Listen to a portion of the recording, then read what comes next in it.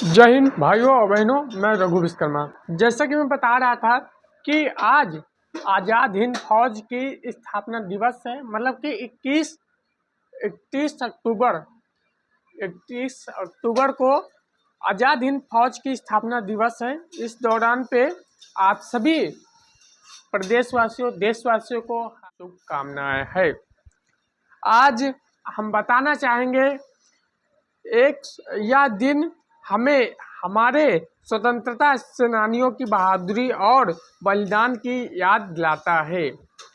मतलब कि जो वीर थे, महापुरुष थे, हमें लोगों को उनका याद दिलाता है। 1942 में नेताजी सुभाष चंद्र बोस जी ने द्वारा की गई थी, जिसका उद्देश्य भारत की अंग्रेजों के कब्जे से स्वतंत्र करना था। मतलब कि जो अंग्रेज जब अपना देश गुलाम था, उससे आज़ादी कैसे पाए, इस पे जब नेताजी सुभाष आज़ाद हिंद फौज तैयार की थी, उसका ये परिणाम 1942 में किया गया था। तो इसके बाद आज़ाद हिंद फौज ने द्वितीय विश्व युद्ध के दौरान जापान की सहायता से भारत की स्वतंत्रता के लिए लड़ाई लड़ी। जब आज़ाद हिंद फौज ने द्वितीय विश्व युद्ध के दौरान पे जापान की सहायता से भारत की स्वतंत्रता के लिए लड़ाई लड़ी। सोचिए, जो नेताजी सुभाष चंद्र बोस जी की अमन कथा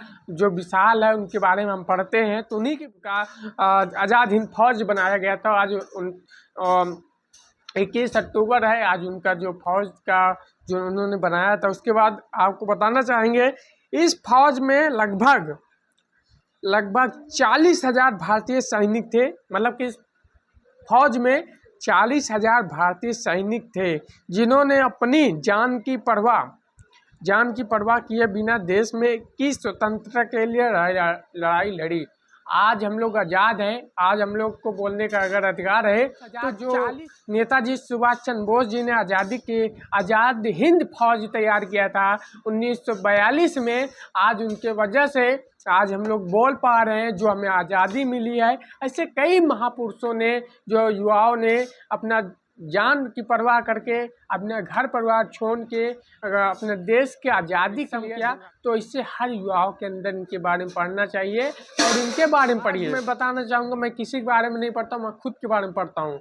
आज की डेट में पढ़ाई भी करता हूँ। बहुत से लोग बोलते हैं कि आप ये याद करिए, कीजिए। मैं बोलता हूँ, मैं खुद का जीवन परिचय याद करूँ। मैं युवा उस वीर कथा की व्याख्या करूँगा, उस वीर की व्याख्या करूँगा जिसने देश के लिए अपना जान दिया। उसकी व्याख्या नहीं करूँगा जिसके बारे में मैं जानता ही नहीं हूँ। तो आज़ाद हिंद फौज की स्थापना दिवस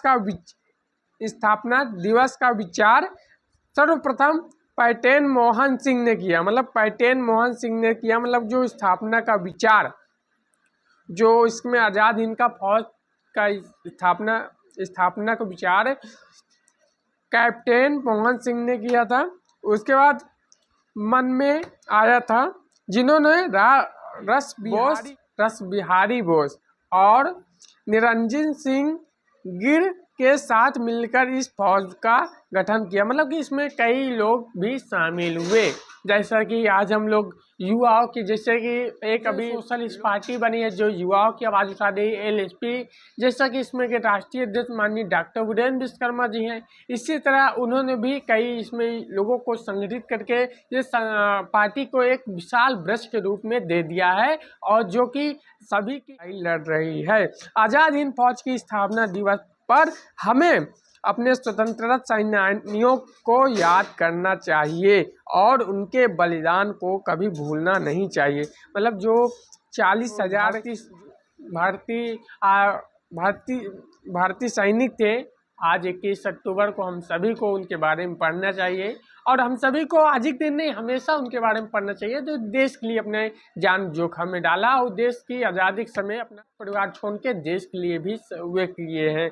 तो और बताना चाहेंगे, उसके बाद उनको कभी नहीं भूलना चाहिए।